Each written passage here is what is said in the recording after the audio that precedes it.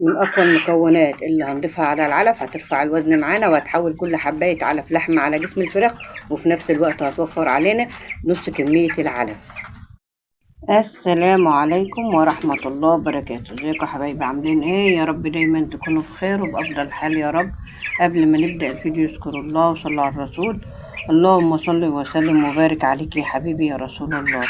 عمر الفراخ البيضة النهاردة 19 يوم، الحمد لله.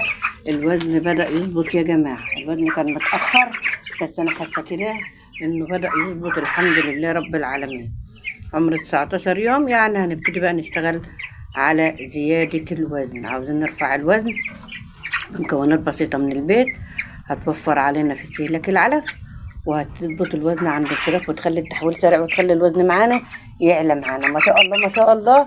الفراخ برضو فيها وفيها، يعني في فراخ ما شاء الله شايفين الوزن ما شاء الله قد ايه، وعملت كل لحم هيكل اهو، يعني ما فيش ريش خالص. ده بيبقى حلو من الحاجات اللي بتفرح النفر، انه يلاقي الفرخ عبارة عن كتلة لحم والريش بتاعه قليل. ما شاء الله ما شاء الله. الدورة حلوة الحمد لله. دلوقتي وصلنا لمرحلة حلوة، وصلنا للوقت اللي الوزن هيطلع فيه. الفراخ يا جماعة من هنا وجاي الوزن بتاعها هيبتدي يبان معانا. بيبقى التحويل في الأول كده بسيط والوزن تقيل شوية، بس بعد كده أما بندخل نخلص الأسبوع الثالث بقى، وبندخل في الوقت المناسب لتسمين الفراخ.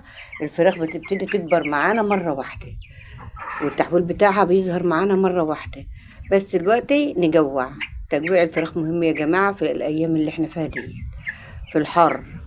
يعني من الساعة 11 أو 12، من الساعة 12 مثلا كده لما للساعة 3 ساعتين، أو من الساعة 1 لما للساعة 4 3 ساعات، ساعتين 3 ساعات في اليوم تشيلي العلف من قدام الفراخ. ويستحسن كمان تعملي إظلام. كل ما الوزن بيكبر كل ما بنطول مدة التجويع، لأن في الحر بالذات يا جماعة، لأن الفرخ أصلا في الحر مش هياكل، والفرخ بيبقى حران، عاوز تهوية واسعة، عاوز هواء غير مباشر علشان برضو يعرف ياخد نفسه كويس وما يجرلوش حاجة مننا. ما شاء الله ما شاء الله. الفراخ لسه يعني الجهاز الحراري ما بيزعلهاش قوي. انا بقول على الفراخ اللي بتوصل 2 كيلو، بتعدل 2 كيلو. كل ما الفرخة تجيب معاكي وزن وبتتقل معاكي بيبتدي الإجهاد الحراري يزعلها. فاحنا ناخد بالنا بقى من الأيام ديت، ونعمل تجويع ساعتين في اليوم، ويكونوا في وقت الحر، ونعمل إظلام ساعتين في اليوم. الإظلام والتجويع يا جماعة من الحاجات اللي بترفع الوزن وبتخلي الفراخ يرتاح وياخد نفسه. فهنحضر مع بعض خلطة حلوة قوي، وتكون بعد تجويع علشان تجيب نتيجة حلوة، وفي نفس الوقت هترفع الوزن وهتوفر معاكي في استهلاك العلف، لان الفرخ بيستفاد من كل حبايه علف بياكلها وبتبان على جسمه لحم. فحط لي لك كده بايديك الحلوه وصلي على النبي، وتعالى نحضر الخلطه. معانا العلف النموي يا جماعه، طبعا في منه خشن وفي منه اللي هي الوسط. يعني لما اكون لسه مغيره العلف ما بقالكش يومين 3، فركزي على الوسط شويه علشان خاطر الفراخ تعرف تاكلها. ده كيلو لغاية 50 فرخ، 30 40 فرخ.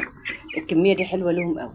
عاوزة اكتر من كده يبقى كتر العلف وضعف العلف. عندك اقل من كده قللي كمية العلف. ما شاء الله ما شاء الله. الفراخ يعني سحبها في العلف زايد اليومين دول، فاحنا عاوزين بقى ايه، نشتغل على الموضوع ده ونخلي الفراخ تستفيد بقى من العلف صح. هنحط ايه، دي معلقة الحلبة، وهنحط كمان دي معلقة الخميرة الفورية يا جماعة. خميرة فورية هي يعتبر أول يوم أحط لهم خميرة النهاردة.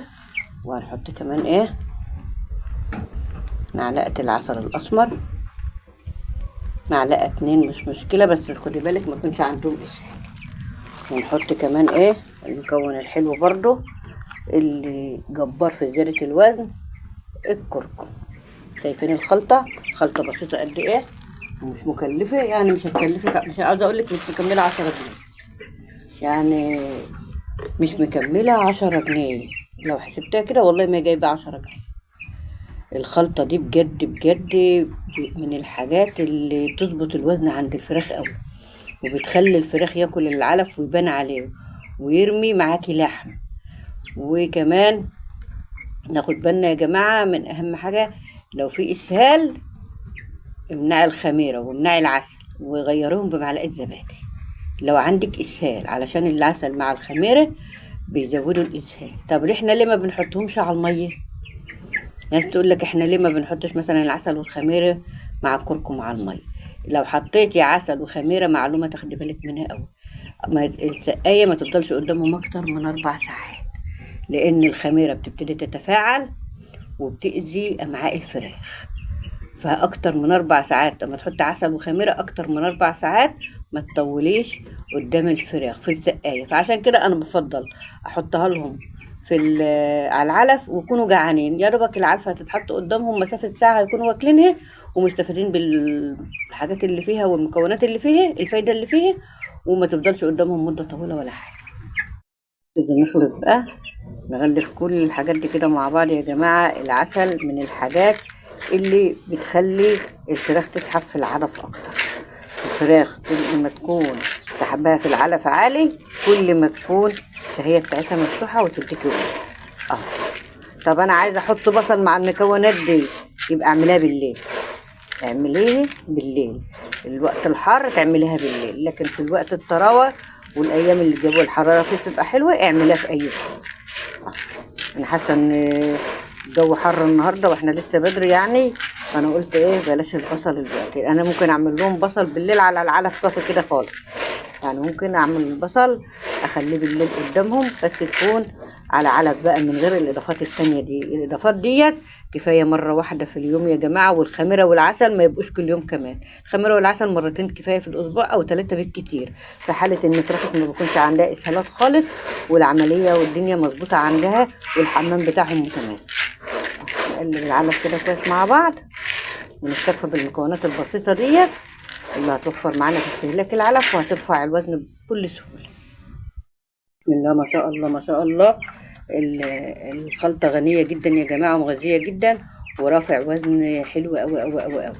خلي بالك من هنا وجاي، التهوية مهمة للفراخ. كل ما تهوي الفراخ بالنهار كل ما تجيب نتيجة حلوة معاك، والفراخ هتسحب معاك في العلف أكتر، هتكتمي على الفراخ، هيحصل عندها كوليسترول وهيجي عندها إسهال، ومش هتديكي تحويل ولا يديكي وزن. التهوية يا جماعة الوقت مهمة جدا جدا في أي دورة فراخ، لأن احنا انتوا عارفين طبعا احنا بقينا في الصيف والحر دوت بيزعل الفراخ وبتبقى في مشاكل كتير قوي قوي قوي، اولهم الاسهال والاجهاد الحراري.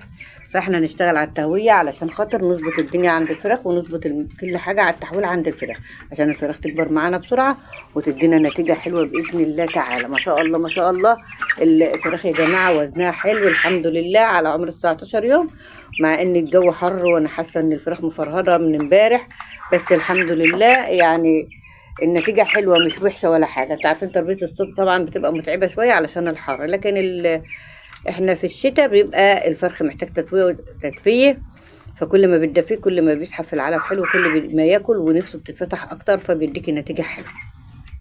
الله ما شاء الله. الخلطة والمكونات دي يا جماعة بتفتح الشهية وبتزود الفراخ من سحب العلف، وفي نفس الوقت بترفع الوزن وتخلي الوزن معاكي ما شاء الله يعدي المتوقع. يعني المفروض يا جماعة الفراخ ديت على عمر شهر تكون معدية معانا 2 كيلو، ده الوزن المظبوط. لو انت بتربي وعاوزة تعرفي الوزن المظبوط، الفرخ في العمر دوت المفروض حوالي 850 900 جرام في عمر 19 يوم، 850 900 جرام على وزن، على ما يوصلوا شهر يا جماعة بإذن الله المفروض يكونوا معديين أو موصلين معانا 2 كيلو، كيلو 800 على الأقل، عشان تعرف إن أنت شغالة صح والوزن معاك صح. فدي الأوزان المناسبة في الأعمار اللي أنا بقول لك عليها. ما شاء الله ما شاء الله. الفرخ يا جماعة بيتكلم عن نفسه الحمد لله رب العالمين. طبعا انتوا لو متابعيني هتعرفوا ان الفراخ دي كانت واخدة دور برد فظيع كان مدمر الدنيا معاها، بس ما شاء الله كل حاجة ظبطت وكل حاجة بقت تمام، والفراخ بدأت تبان معاها الوزن معايا وبدأت تكبر معايا وبدأ الشكل بتاعها يبان بعد ما كانت استغفر الله العظيم يا رب والله العظيم انا كنت يئست منهم. قلت الفراخ ديت مش جايبه معايا وزن ولا جايبه معايا تحويل خالص، لان البرد كان دمرها خالص. بس الحمد لله رب العالمين بفضل ربنا وفضل دعواتكم المكونات اللي انا حطاها والحاجات اللي انا حطيتها لها ظبطت التنفس والمعوى عند الفراخ وظبطت كل حاجه عند الفراخ، ودي النتيجه هي بعد المكونات وبعد الخلطات اللي انا كنت عاملاها معاكم. ما شاء الله ما شاء الله. حاجة كده كانت سحر ان هي تظبط الدنيا عند الفراخ من غير ادوية، الحمد لله رب العالمين، ومن غير اي حاجة خالص.